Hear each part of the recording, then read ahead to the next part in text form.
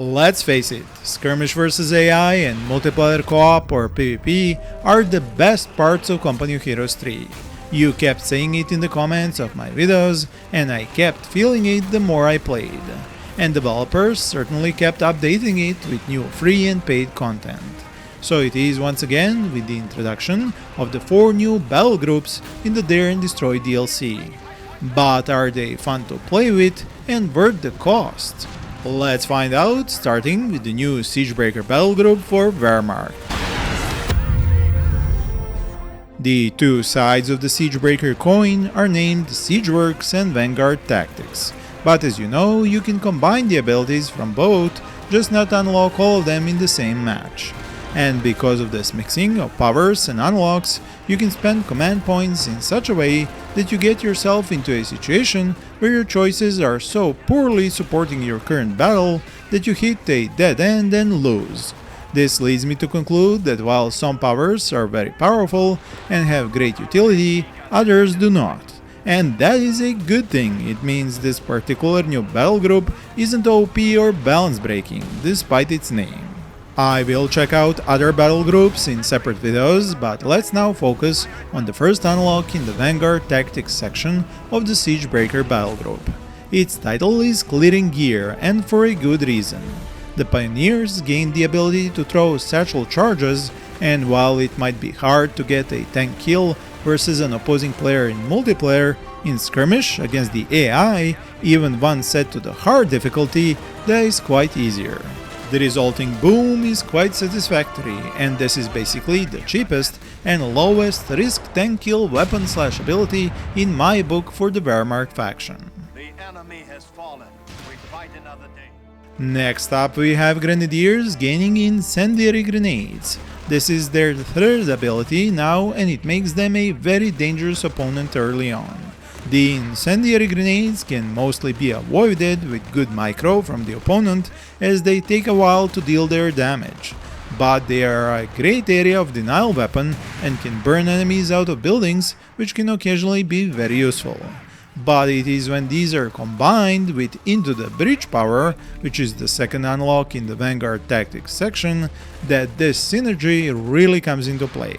Yes, there are 2 more units which benefit from the Clearing Gear unlock, but I will return to that in a minute.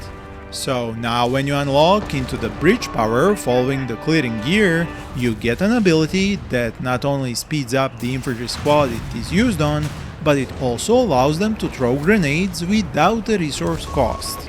It is on cooldown once used, and it's a good thing because it can turn the tide of an infantry skirmish on its own. If you take a Grenadier squad now and use the Into the Breach power on them, you get a unit that can advance forward quickly, then lob not 1, but 2 different grenades at enemies at 0 cost to your economy. I have used this time and time again in various situations, and with not just the Grenadier squad but with the Panzer Grenadier squad as well, to great effect versus enemy armored units. You are actually able to save a ton of ammunition this way, especially with the 1-2 punch with the Grenadier squad by throwing 2 types of grenades one after the other.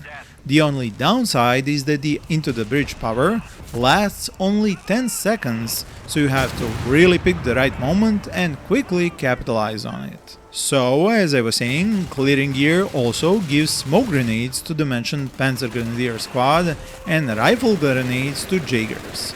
This just gives you even more utility, as now Panzer Grenadier, using the Into the Breach power, can cover their own approach to enemy armor or anti-tank units and then lob their anti-tank grenade. All of it for free. The rifle grenades are very useful in all sorts of situations, whether it is for attacking enemy engineers, fixing armor or bunkers, lobbing grenades at enemy squads in cover far away, or taking down enemy machine gunners. Yes, this all adds some extra micro for the player, but when has that ever stopped developers from implementing it, or players just from having to get used to it? And one more power in the Vanguard Tactics side of the Siege Breaker Battlegroup, which has good synergy results with all of this talk of free grenade throwing, is the Probing Barrage power. It's there at the bottom, so it will cost you more command points, but it's super useful in several types of situations. You can cover an advance of infantry to take out tanks. You can cover an attack move to capture an important point or victory point.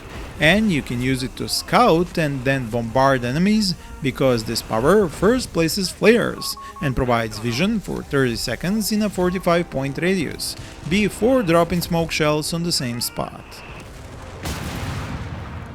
The other bottom power, critical location, honestly didn't impress me or prove particularly useful. Yes, enemies around their point or a neutral one take 15% more damage, and it lasts for 30 seconds, even being extended by the presence of enemy units for another 10 seconds every 10 seconds, meaning it can stay on there a long time. But unless you're playing a terribly persistent AI opponent, there is very little chance to use it much, and you can bet a human opponent won't stick around a long time in a territory where they're losing hard. Now, I know I took a lot of your time talking about grenades for the better part of this video, so let's jump over to more flashy and explosive parts of combat using this new battlegroup. Firstly, the Firestorm Doctrine, the last one in the Vanguard Tactics section. This has several very good upgrades for this faction. First of all, Grenadier squads become able to use flamethrowers, and whether you pick these up from fallen engineers or pay for the upgrade yourself, it can become a game changer in some situations. Since it can be unlocked early in a match, it can turn the tide of infantry combat, and when you realize how much the other unlocks and powers already buff the Grenadier unit, you get why I said in the beginning of the video that some of this might feel OP. Now, the second part of this Firestorm Doctrine is being able to order up a Flame Panzerwagen. Okay, I suck at German.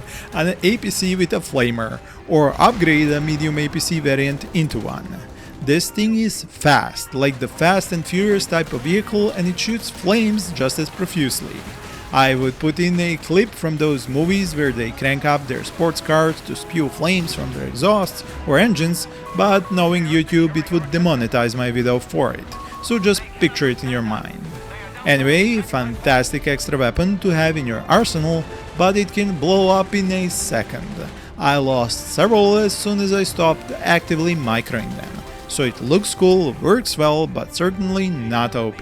Now let's skip the mambo jumbo of Siege Specialist in the Siegeworks side and its puny upgrades, the grinding advance with its obstacle crushing and S-mine launcher, and the long range but ultimately not very effective siege camp to get to the good stuff, the Sturm Tiger.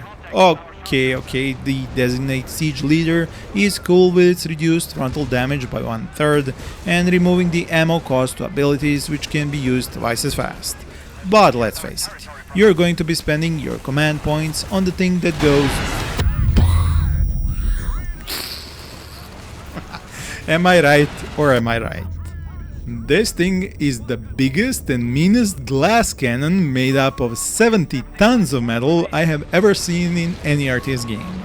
Fire it once and you have to back it off for a 45-second reload? I mean, are they going back to the factory for another shot? Just kidding, the cooldown is totally fair considering its firepower. And no, you can no longer one-shoot enemy HQ buildings, that was fixed.